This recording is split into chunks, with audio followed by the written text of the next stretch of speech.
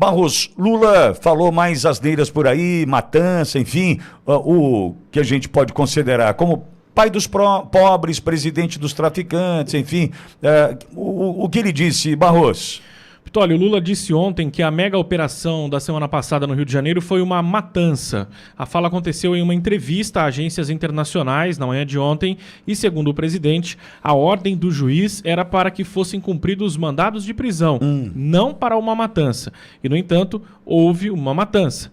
Ele disse ainda Tem vídeo aí, viu, Barros? Isso aí. Ele tem essa fala dele, né? E destacar que ele disse ainda que é importante verificar as circunstâncias em que ocorreu a operação. Vamos acompanhar. Nós estamos tentando essa investigação.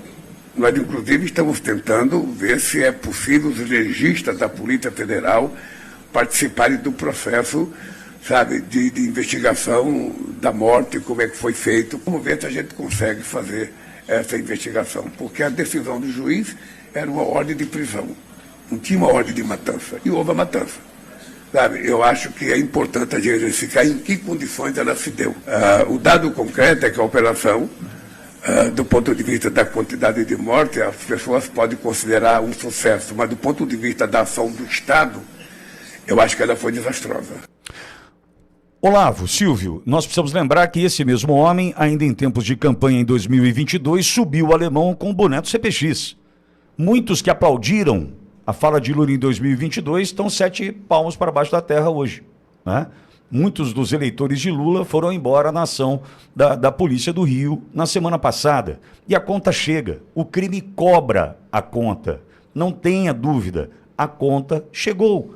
Esse posicionamento, essa cobrança, o PT presidindo a CPI do crime organizado, tudo isso orquestrado para tentar pagar a conta de quem subiu o complexo do Alemão com o boné do CPX, para pagar aquela conta do ministro com uma escolta inadequada que foi ao complexo da Maré, da dama do tráfico, né, que chegou ali do ministério com honras e pompas, enfim. Ou seja, a conta chegou. E colocar dúvidas sobre a ação do Estado, sem mencionar sequer os 4 heróis que foram mortos nessa operação, mostra de fato que Nicolas tem razão, Olavo. É interessante que esse que nós acabamos de ver é o Lula, é a essência do Lula. Esse é o Lula de verdade, esse é o Lula sem Sidônio. Só lembrando que depois da operação de sucesso das polícias do Rio de Janeiro, o governo federal emite uma notinha que não briga com ninguém, uma notinha Lulinha da paz. Agora Lula não conseguiu se calar. Esse é o Lula que nós conhecemos, esse é o Lula que defende traficante, esse é o Lula que defende criminoso, essa é a essência. Agora, quando eu digo que essa fala de Lula foi sem a interferência de Sidônio, não conversou com Sidônio, não discutiu, Sidônio, devo falar isso? Não devo. Por quê? No final de semana, 5 pesquisas disseram da satisfação da população com a atuação da Polícia Militar na casa de 80% de satisfação. Lula não é do povo, Lula é do bandido. Silvio, acho que a fala do Nicolas encontra amparo, né, nessa posição de Lula. O Lula não menciona os 4 policiais mortos, Lula não se preocupa com a opinião pública, mas segue defendendo, né, a ideia, ao meu ver, que traficante é vítima do usuário, agora traficante é vítima do Estado, pelo jeito, Silvio.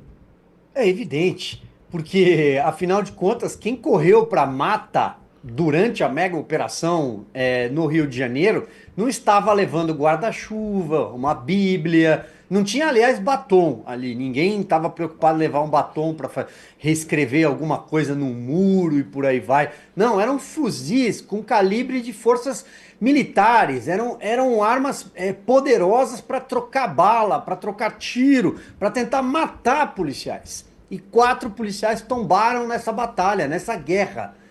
O Rio, aquela faixa, aquele morro se tornou uma faixa, como a faixa de Gaza. Nós assistimos imagens de guerra e durante uma semana há uma operação em campo do consórcio de poder, dos aliados em vários poderes, no judiciário, alguns no Congresso, a própria equipe de propaganda, bem mencionado, esse ponto pelo Dr. Olavo, comandada pelo Sidônio, a Rede Globo, as outras emissoras de televisão, todos eles tentando passar um pano e o Lula calado por uma semana. Aí ele vai lá e strike. Exatamente, ele fala o que ele pensa. Não adianta passarem pano para ele, não adianta maquiarem o Lula, não adianta, dessa vez não tem marketing. O Lula vai para as eleições do ano que vem, inclusive, in natura, porque foi isso que ele prometeu, aliás, já na última vez que sentou na cadeira ali, logo depois de eleito. Ele disse que faria o que precisava ser feito, ele já defendeu o Foro de São Paulo ali.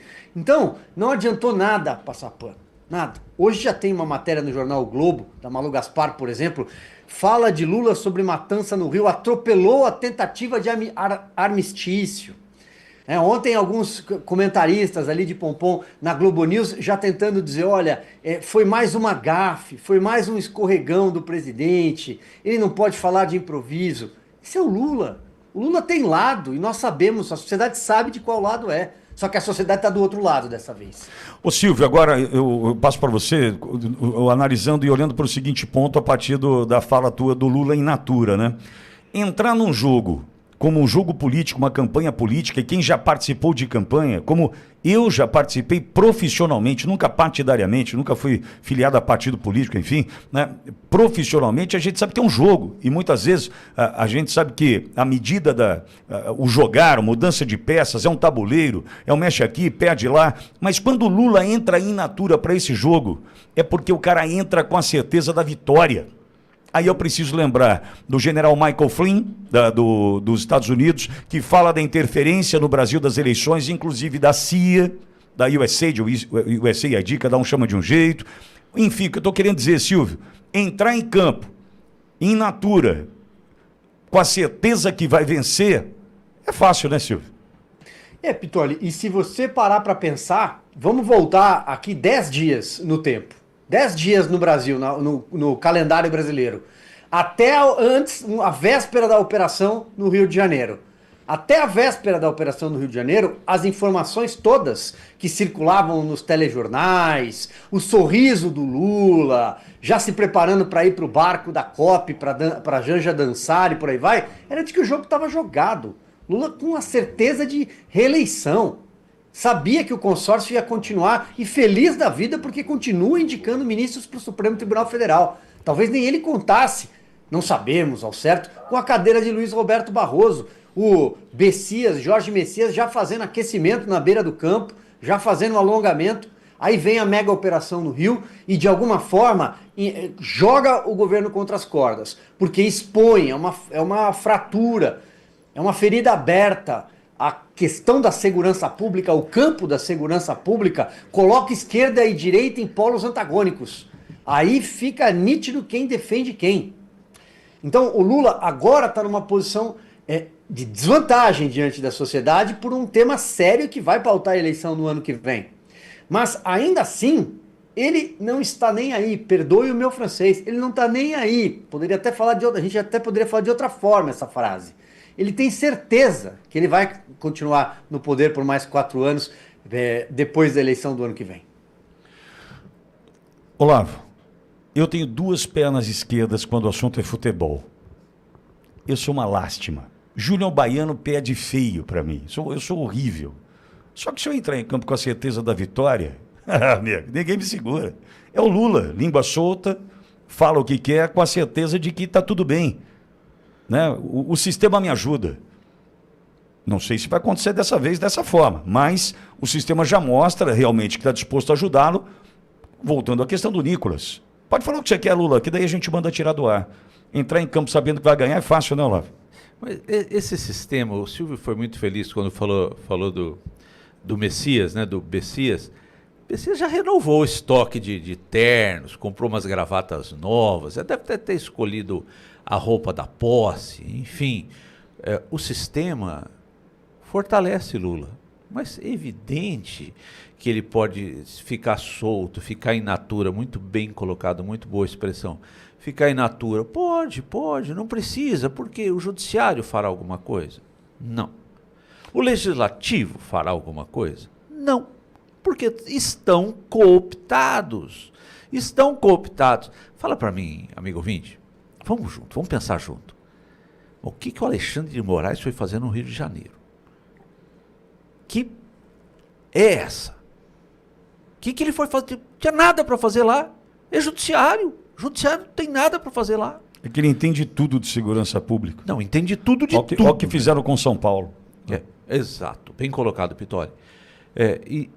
São pontos relevantes que precisam cair na nossa observação. Precisamos refletir sobre isso. A certeza da impunidade permite ser quem é. Agora, não vai esquecer. As 5 pesquisas do final de semana e a pesquisa que diz que a maior preocupação no âmbito político da população é segurança. Não vai ter voto, né? Rapidamente, essa história ainda tratando de Nicolas. Perceba como é uma ação orquestrada do ponto de vista do medo colocado sobre a população. Entendo eu que Nicolas perseguido dessa forma, exigência de retirada, obrigação da retirada do conteúdo onde ele coloca que o PT é o partido dos traficantes, que o Lula é o presidente dos traficantes, enfim. Imagine você agora, a população se unindo e todo mundo colocando, quem pensa dessa forma, um post desse no ar. Imagine agora, como é que ia ser para a plataforma? Retira de novo o X do ar, é isso? Retira a meta, tirar o Instagram do ar? Só que o cara olha o Nicolas tomando um ferro e fala, eu vou entrar nessa? O cara olha Bolsonaro preso e fala, eu vou entrar nessa? Esse é o peso do medo. Aí o cara fala assim, tá vendo o que eu faço com o Nicolas? Deputado mais votado do Brasil, rede social, eu ferro o Nicolas. Você acha que eu não vou ferrar você, ô coitadinho? Então fica quietinho na sua, não reclame da censura, aceite. É isso que os caras fazem. Ô Oliverde, tiramos o conteúdo teu do ar, já um strike, já uma sombra, já não sei o quê, vai cair teu faturamento em tantos %, você vai continuar? É isso que eles querem, é o medo. É o medo.